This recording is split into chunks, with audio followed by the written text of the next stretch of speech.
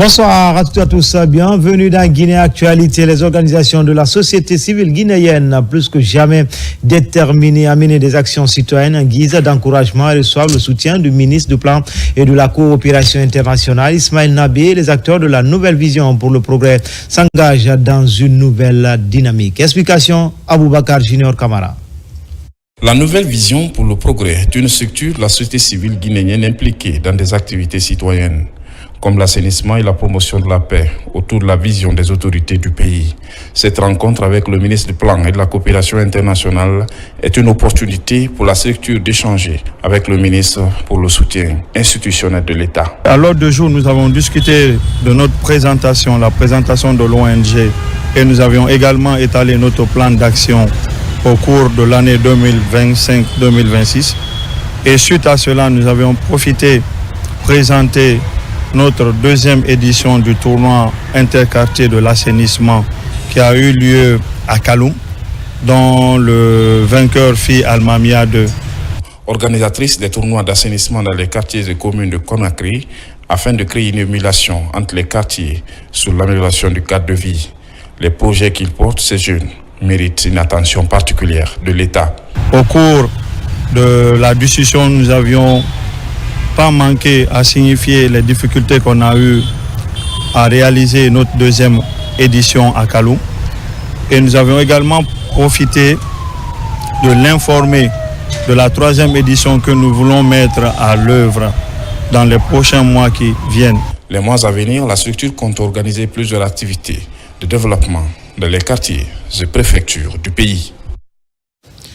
Des équipements pour les acteurs de la pêche artisanale du port de pêche de Boulbiné. C'est une action de la structure Super Macenta Pêche. Les pêcheurs artisanaux se frottent les mains et les filets de pêche. Ils comptent ainsi améliorer la quantité des différentes prises et approvisionner le marché en poissons de qualité. Le point avec Moussa Bangoura.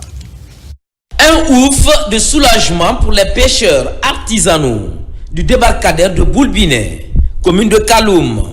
Ils viennent de bénéficier des moteurs hors bord avec accessoires et gilets de sauvetage. C'est un accompagnement de l'entreprise Super Macenta Pêche.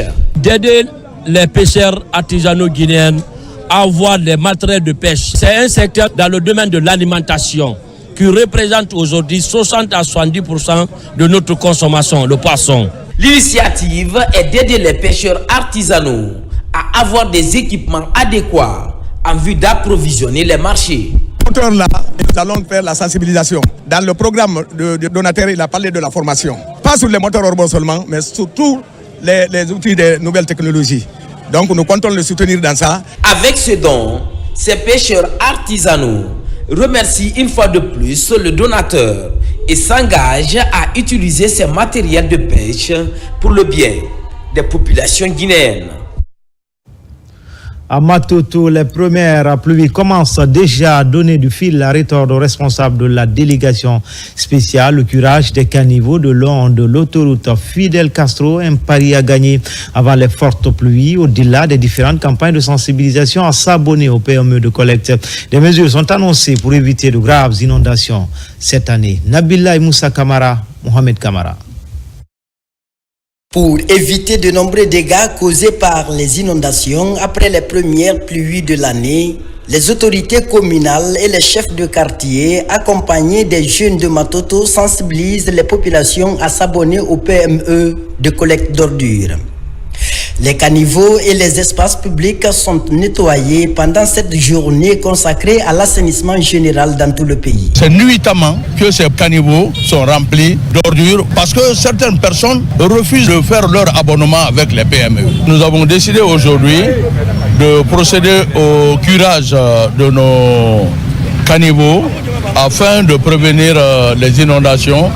Bientôt, c'est la saison des pluies. Dans l'après-midi de cette journée d'assainissement dans la commune de Matoto, un carnaval est organisé par le mouvement Soleil des Jeunes. Après sa constitution, le mouvement est officiellement admis à exercer ses activités sur le terrain. Le coordinateur national des mouvements de soutien aux acquis du CNRD est venu valider cette nouvelle structure déterminé à défendre la cause du CNRD. Le mouvement Soleil des Jeunes a été créé afin de fédérer tous les jeunes autour du programme et projet du chef de l'État. Ce dernier qui essaie d'annoncer plusieurs réformes à travers son gouvernement, beaucoup d'initiatives favorisant l'employabilité des jeunes. La coordination nationale est prête à accompagner tous les mouvements de soutien. Votre mouvement est validé ici ce soir.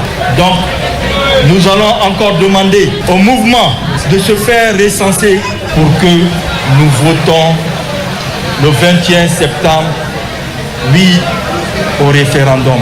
À l'occasion du lancement officiel du mouvement, des jeunes soldats imitant les pas et rythmes de marche des forces spéciales guinéennes ont émerveillé les participants. Les responsables ont profité de l'occasion pour les présenter au public. Un acte qui déjà marque la présence du général Mamadi Doumbouya dans l'esprit de la nouvelle génération. Pour rester dans la même ferveur de cette journée mémorable pour les jeunes et les autorités communales de Matoto, une prestation artistique a été initiée pour le public.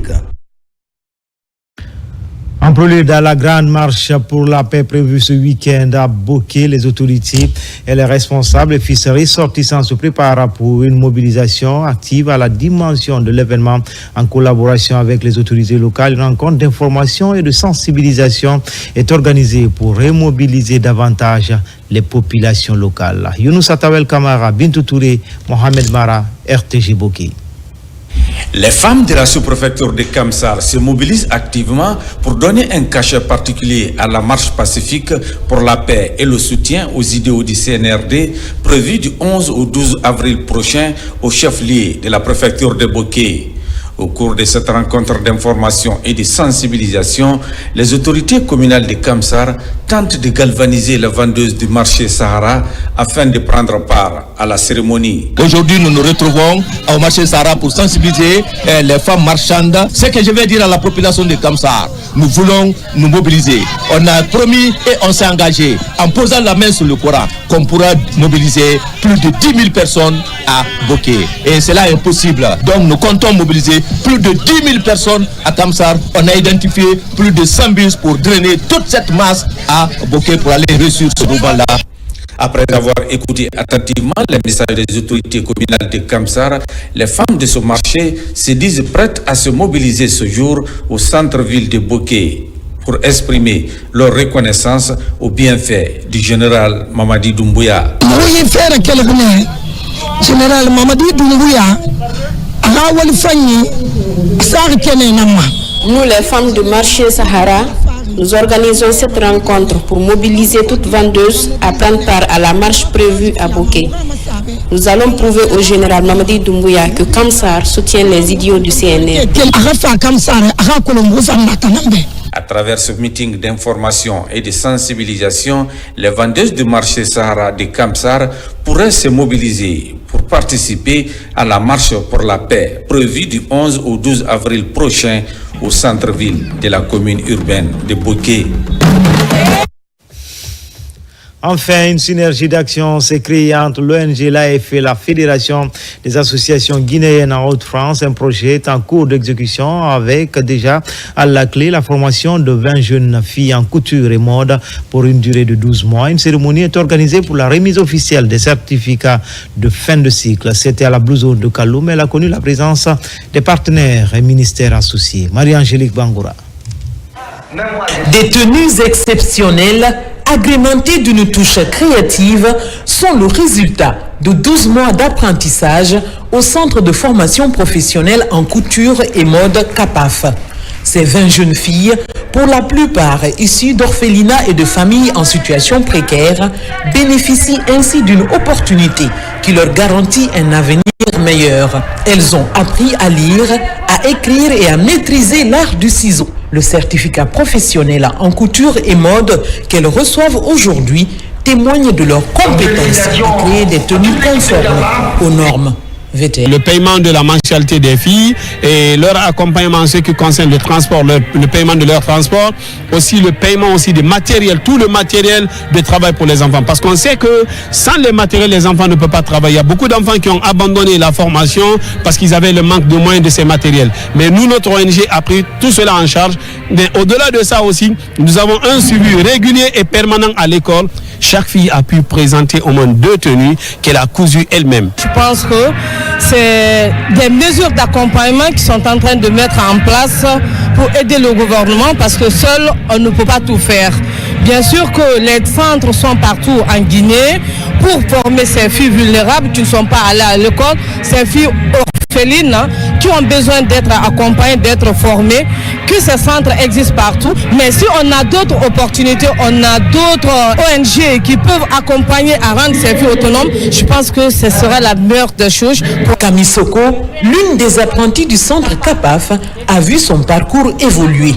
Après plusieurs années passées au Niger, ses parents ont décidé de l'envoyer à Conakry pour apprendre le métier de couture qu'elle a ensuite pratiqué au centre CAPAF. Aujourd'hui, ses créations dépassent ses attentes et elle a été honorée sur le tableau d'honneur pour ses œuvres remarquables. Ce sont les 2 Miss que j'ai habillées avec les accessoires, tout ça là, c'est moi-même qui le fais avec l'aide de mes professeurs qui m'ont guidé. Je remercie M. Souma qui m'a offert une brousse et les encadreurs qui ont aussi fourni un effort pour nous guider sur le droit chemin, pour nous donner une avenir meilleure. Fondé en 2019, le centre CAPAF a formé plus de 500 jeunes filles en couture et mode, ainsi qu'en lecture et écriture. Pour soutenir l'autonomisation des filles en Guinée, l'aide d'ONG comme Life et FAG DCF est indispensable et doit être encouragée. C'était tout pour les infos. Tout le plaisir a été pour moi de vous servir. L'actualité se poursuit sur le www.rtgguinée.info. À demain pour d'autres actualités sur la Guinée, notre paradis terre de richesse et d'innovation. Inch'Allah.